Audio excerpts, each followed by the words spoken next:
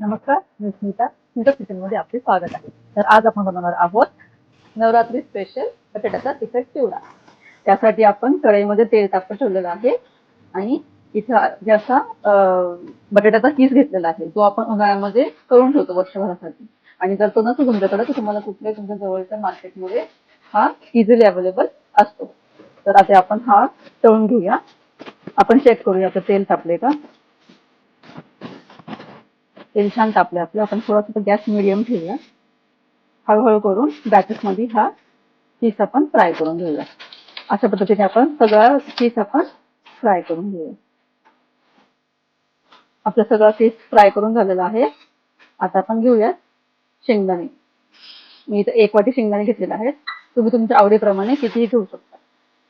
शेंगदाणे आपल्याला सतत हलवायचे म्हणजे ते सगळ्या बाजूनी एकसारखा रंग त्याला येतो. आपले शेंगदाणे पण खूप छान फ्राय झाले. त्याचा रंग खूप छान आलेला आहे. आता आपण हे बाजूला काढून घेऊया.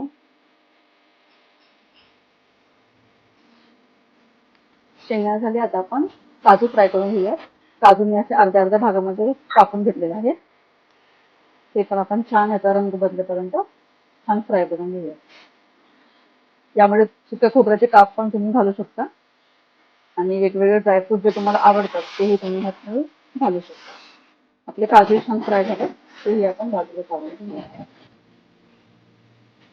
काजू झाले. आता आपण थोडेसे मनुके घेतले. ते ऑप्शनल आहे. ते पण थोडेसे फ्राय करून घेऊया. ते पटकन फ्राय होतात. गॅस बंद करूया आणि हे काढून घेऊया.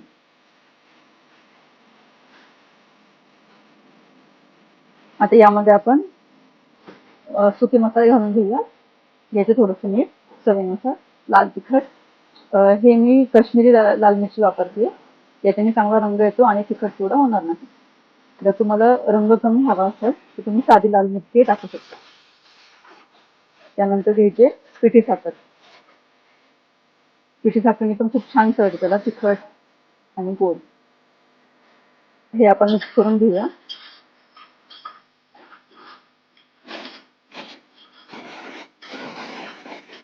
चमच्याने हा व्यवस्थित मिक्स नाही होत, त्यामुळे मी आता हातानेच मिक्स करते.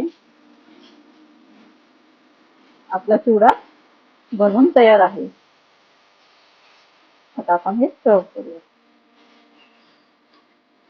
तुम्ही जर हा चिवडा घरी करून पाहिलात ना तर तुम्ही मार्केटला चिवडा अजिबात घेणार नाही.